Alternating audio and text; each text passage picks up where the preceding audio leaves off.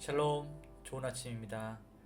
2025년 11월 9일 매일 성경 본문의 말씀을 따라서 에스라서 7장 1절에서부터 10절까지 말씀을 우리 같이 나누도록 하겠습니다.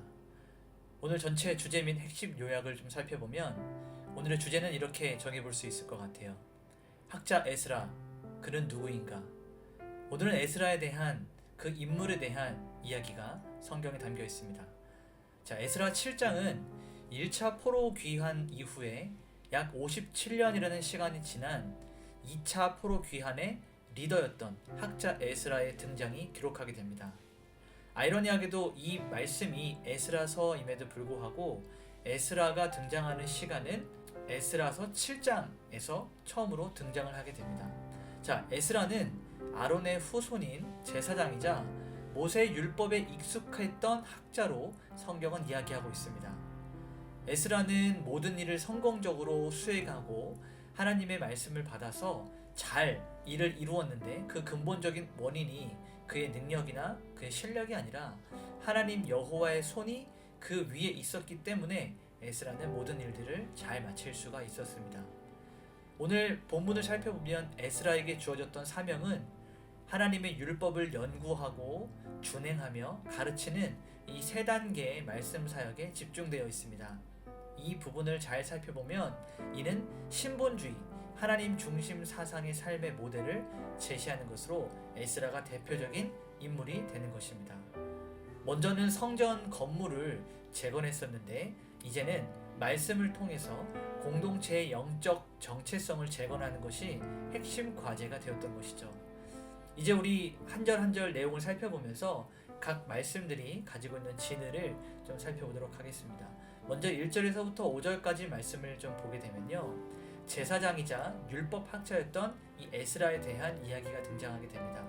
자, 에스라서 6장에서부터 7장까지 우리가 보는 성경에서는 그냥 한 장이 지나가지만 역사적으로 시간이 약 57년 정도의 시간적 간격이 있습니다.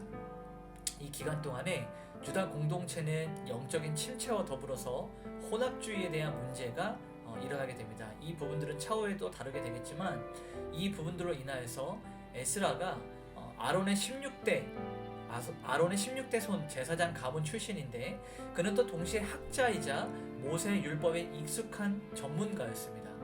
마찬가지로 그는 제사장이었기 때문에 제사를 집행하는 사람이었고 또 하나님의 말씀을 가르칠 수 있는 이런 두 가지를 겸비한 지도자였습니다. 조금 전에도 언급을 했지만 신본주의 공동체, 즉 하나님 중심으로 살아가는 이 공동체의 가장 이상적인 리더였던 것이죠. 그래서 무너져버린 이 이스라엘의 영적 침체 그리고 혼합주의를, 이 문제를 하나님의 말씀으로 해결할 수 있는 아주 이상적이고 유일했던 리더였습니다. 자, 6절 말씀을 보면 모든 성공의 근원이 누구였느냐? 바로 하나님의 손이었다는 것이죠.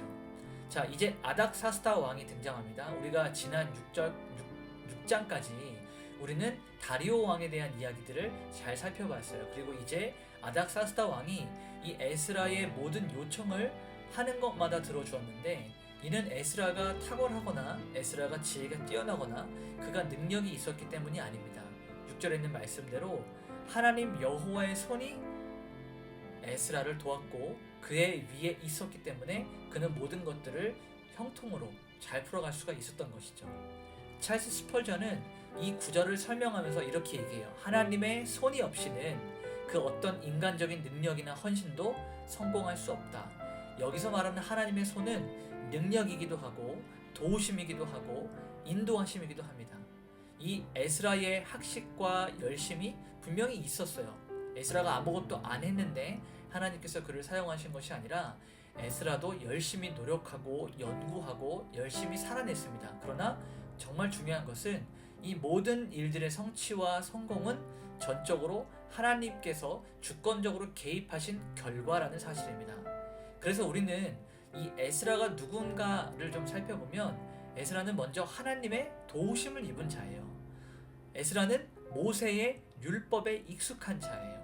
에스라는 하나님께 구하는 모든 것을 다 얻었던 자예요. 에스라는 하나님의 말씀을 연구했던 학자였습니다. 에스라는 제사를 집행하는 제사장이었던 것이죠. 자, 그래서 7절에서부터 9절까지 말씀을 우리가 또 살펴보면 이 2차 포로 귀환, 두 번째 포로 귀환했던 사람들과 이 말씀에 대한 부분이 등장하게 됩니다. 자, 1차 포로 귀환이 완성이 됐어요. 그들이 돌아와서 성전 건축, 그러니까 재건을 하는 일에 초점을 맞췄다면 2차 포로 귀환은 율법과 이 공동체의 정결 작업에 초점을 맞추게 됩니다. 에스라는 1차 포로 귀환에 돌아오지 않았어요. 그가 2차 포로 귀환 때 돌아오면서 1차 포로 귀환 때 가지 않았던 남은 백성들을 이끌고 그는 예루살렘으로 돌아오게 됩니다. 그 과정이 약 4개월 정도 시간이 걸린 것으로 성경은 이야기하고 있습니다. 니산월이라고 하는 1월 1일에 출발해서 아부월이라고 하는 5월 1일에 예루살렘에 도착을 하게 됩니다. 이 지난 4개월간의 여정은 하나님의 율법을 들고 가는 이 긴 순례를 상징하기도 합니다. 그리고 마지막 10절을 우리가 좀 살펴보면 이 에스라의 삼중적인 소명이 나오게 됩니다. 에스라는 이런 결심을 하죠. 자기 삶의 목적을 선언하는 거예요. 여호와의 율법을 연구하고 준행하고 그 율법과 규례를 이스라엘에게 가르치기로 결심했다. 그러니까 내 삶의 방향은 이렇게 나아갈 것이다 라고 선포하는 것입니다. 그래서 존 칼빈은 이 순서를 굉장히 강조해요. 하나님의 종이 자신의 백성에게 무언가를 가르치기 전에 먼저 그것을 깊이 연구해서 자기 것으로 만들고 그 후에 자기의 삶에서 그 말씀대로 실천하는, 오늘 성경적 용어로 준행한다고 하는데, 말씀을 연구하고 그것을 깨달아서 그대로 실천해서 살아내는 것이 굉장히 중요한 필수적 과정이다 라고 이야기합니다. 그래서 우리는 이 에스라의 삼중적인 사역, 삼중적인 소명을 살펴볼 수가 있는데요. 첫 번째는 연구하는 거예요. 말씀을 계속해서 연구하고 하나님의 말씀이 무엇인가, 어떠한 의미가 있는가 지속적으로 탐구하는 것을 이 에스라는 삶의 소명으로 생각했습니다. 두 번째는 준행하는 거예요. 연구했던 그 말씀을 실제 삶에서 살아내는 것이죠. 그리고 마지막 세 번째로 준행된 삶을 통해서, 그러니까 살아낸 삶을 통해서 권위 있게 선포하고 가르치는 거예요. 그래서 스터디하는 부분이 있었고, 프랙티스하는 부분이 있었고, 티칭하는 부분이 있었습니다. 이 에스라는 이렇게 삼중적인 소명을 가지고, 사명을 가지고 자신이 포로에서부터 2차 포로 귀환을 하고 난 이후에 이스라엘의 영적인 공동체를 재건하고 또 깨끗하게 정결케 하는 하나님 말씀에 순종하는 삶을 살아냈던 것입니다. 오늘 이 전체적인 말씀의 원포인트 메시지는, 하나님의 사람은 말씀을 읽고 느끼는 것에서만 그치지 않고 살아내고 전하고 가르쳐야 한다는 것이에요. 이 에스라가 말씀에 의해서 성공했다라고 하는 것은 그가 많이 알았기 때문에, 혹은 그가 제사장 가문이었기 때문에 그는 잘 됐다, 이것이 아니라 하나님의 손이 그를 붙드셨기 때문에 그는 이 모든 것들을 할 수 있었던 것이죠. 그 하나님의 손이 말씀을 연구하고 준행하고 가르치기로 결심했던 에스라의 순종 위에 머물렀던 것입니다. 그래서 우리도 마찬가지로 이 세상에서 우리가 감당해야 되는 모든 사역과 모든 삶 위에 하나님의 말씀에 내 삶을 적용하는, 그러니까 실천하는 이 준행의 단계를 반드시 거쳐야 된다는 얘기예요. 그럴 때 하나님의 손이 우리 삶 가운데 함께하는 것을 여러분도 느낄 수 있을 것입니다. 오늘 이렇게 한 가지만 좀 적용할 수 있는 부분이 있었으면 좋겠어요. 나는 하나님의 말씀과 정말 가까운 자리에 있는가? 단순히 하나님의 말씀을 읽고 느끼는 것에서만 머물고 있지는 않았는가? 우리는 배운 대로 살아내야 되고 살아낸 대로 가르치는 자리까지 나가야 되는데, 때로 우리는 더디고 회피하고 돌아가진 않았는가? 우린 이 부분을 좀 점검해 보았으면 좋겠습니다.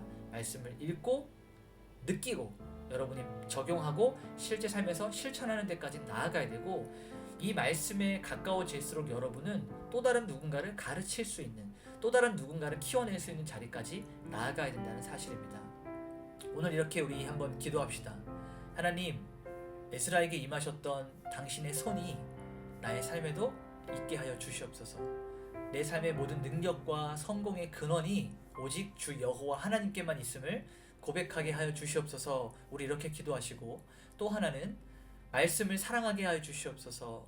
그 말씀을 읽고 묵상하게 하시고 말씀대로 살게 하시고, 혼자만 알고 기뻐하는 것이 아니라 말씀을 나누는 자리까지 우리를 자라게 하시고 우리를 가르치시고 인도하셔서 끝내 그 자리까지 보내주시옵소서. 우리 이렇게 두 가지 기도 제목들을 놓고 우리 오늘 함께 나눈 말씀들을 묵상하고 기억하면서 기도하는 자리까지 나아갈 수 있었으면 좋겠습니다. 우리 같이 한 마음으로 주어진 말씀을 기억하면서 한번 기도하도록 하겠습니다. 다 같이 기도하시겠습니다.